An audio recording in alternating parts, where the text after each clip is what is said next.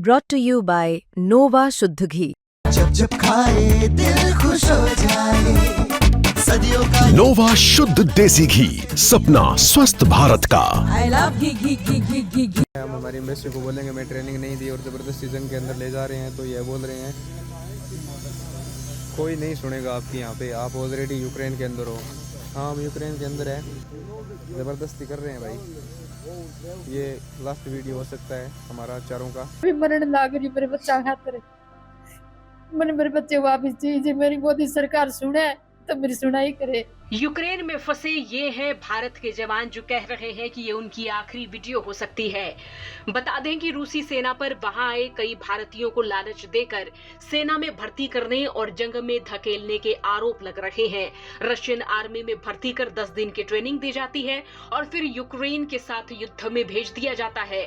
वहां फंसे युवाओं ने बताया कि रशियन आर्मी को मैन पावर उपलब्ध कराने वाला बड़ा नेटवर्क काम कर रहा है और इस नेटवर्क में फतेहाबाद के गांव कुम्हारिया के 2 युवक अंकित और विजय पुनिया फंस चुके हैं। इन्हें रशियन आर्मी में नौकरी का लालच देकर फंसाया गया है। इन युवकों ने वीडियो जारी कर परिजनों को बताया कि यूक्रेन रूस के युद्ध क्षेत्र यानी जीरो लाइन से सिर्फ 15 से 20 किलोमीटर दूर रह गए हैं।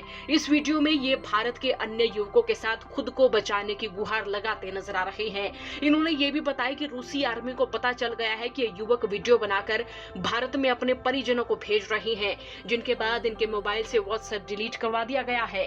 जरा सुनिए इन जवानों ने अपनी वीडियो में क्या खुलासा किया है। इसके बाद इनकी कोई वीडियो सामने नहीं आई, जरा सुनिए।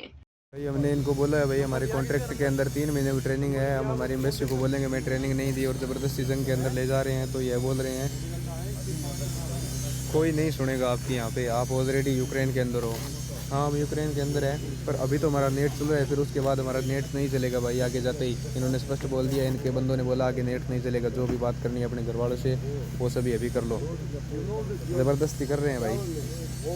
ये लास्ट वीडियो हो सकता है हमारा चारों का। और हमारे साथी हैं वो 9 बंदे हैं, वो ट्रेनिंग पे जा रहे हैं यहाँ से 15-20 किलोमीटर दूर है, वो उनको कल या परसों लेके जाएंगे और हो सकता है हमारा लास्ट वीडियो हो ये।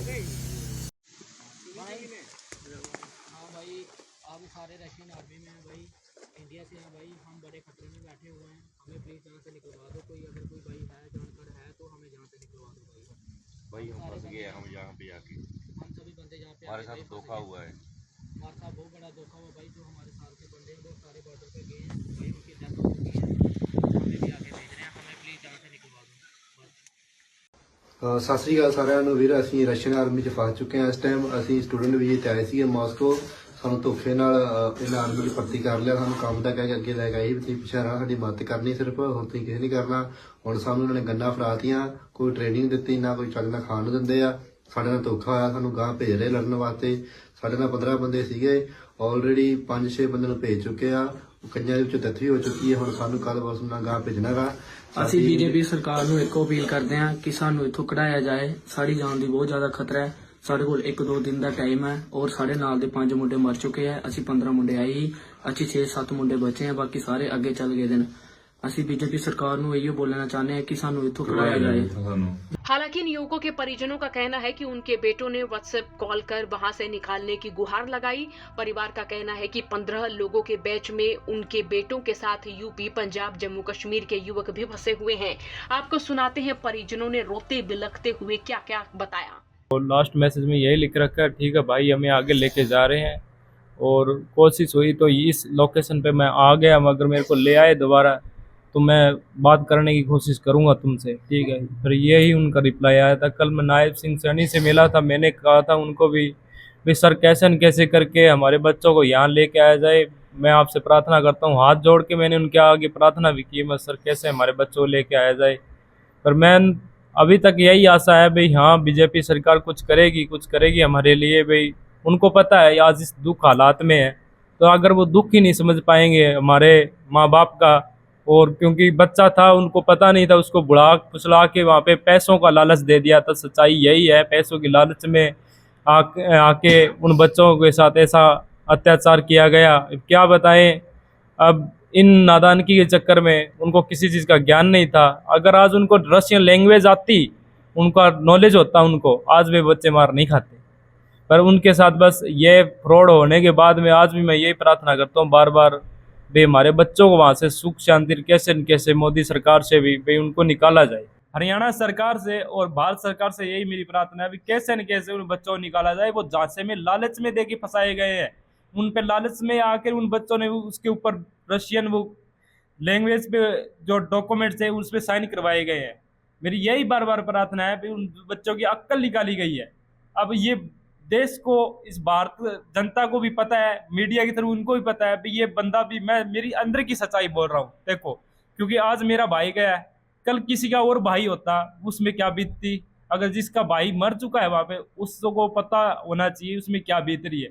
ऐसे बच्चे बहुत कर रहे हैं, कोशिश कर रहे हैं संपर्क करने की, कोई संपर्क नहीं हो पा रहा। कोई संपर्क नहीं हो पा रहा। परसों सुबह का 8 बजे के बाद एक मैसेज आ रखा है, वो मैसेज मैं आपको, अगर वो भी टेलीग्राम के ऊपर है, वो मैं आपको दिखा देता हूँ। तो ये आप देख रहे हैं कि परसों में बात हुई है, मैं चाहूँगा कि फोकस करके दिखाएं थोड़ा, ये जो मैसेज आया है ठीक देख सकते हैं आप। उसके बाद में आगे कोई डबल टिक नहीं हो रहा है, बस लास्ट मैसेज था ये उसका। इसके बाद जो नेट है वही नहीं चला है। अब जो अंकित की माँ है उनसे बात करते हैं, माँ होने के नाते आप क्या अपील करेंगी जी सरकार से? मैं तो ये मोदी सरकार ने भी हमारी सुनाई करे, हमारे बच्चे वापिस सही है। एक माँ हूँ, मोदी ने आपने भी, मेरा भी माँ है, आपकी माँ मरी है जो तुझे पता है कि साथ दौड़ा दौड़ा गया, आज मैं भी मरने लग रही मेरे बच्चा खातर। मैंने मेरे बच्चे वापिस चाहिए, मेरी मोदी सरकार सुने तो मेरी सुनाई करे। अंतिम बार आपकी बात कब हुई थी अंकित से? बस परसी हुई थोड़ी सी बसी से पे। तो अब जैसे जैसे समय बीत रहा है तो धड़कन तेज हो रही होगी आपकी।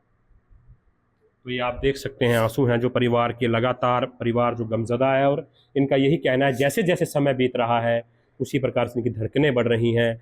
वहाँ के हालात की वीडियो बनाकर भेजी है अंकित ने अपने भाई को, ये देख सकते हैं आप।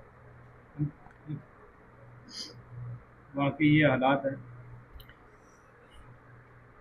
ये देखिए आप, ये हालात जो है वो दिखा रखे हैं वहाँ पे, और काफ़ी खौफनाक मंजर जो है ये कहा जा सकता है। और परिवार जो है लगातार इन्हीं वीडियो तस्वीरों को देखकर है जो डरा हुआ है। अंकित ने ये भेजी हैं, और डरना भी लाजमी है क्योंकि जो बच्चा है वो आपका किसी देश में फंसा हो तो परिवार का फ़र्ज़ बनता है कि उसे बचाए, और सरकारों का भी ये फ़र्ज़ बनता है कि कहीं ना कहीं उसकी पैरवी करे। मोदी जी की जो नीति है वो इस मामले में काफ़ी अग्रेसिव रही है बाकी सरकारों की बजाय। मोदी जी कहते हैं कि हम अपने नागरिकों को कहीं से भी निकाल कर लाते हैं, तो इस मामले में भी एक्शन प्रधानमंत्री को लेना चाहिए क्योंकि परिवार जो है वो आस लगाए बैठा है। आपको बता दें कि अंकित ने मंगलवार शाम को अपनी मां सुशीला देवी के साथ वीडियो कॉल पर बात की थी। उसके बाद से अभी तक उनकी माता और पिता से अंकित की कोई बात नहीं हो सकी है। हालांकि कुम्हारिया गांव के अंकित और विजय के साथ पंजाब के मोंगा जिले के बूटा सिंह, जम्मू कश्मीर के सुनील शर्मा और सचिन भी शामिल हैं।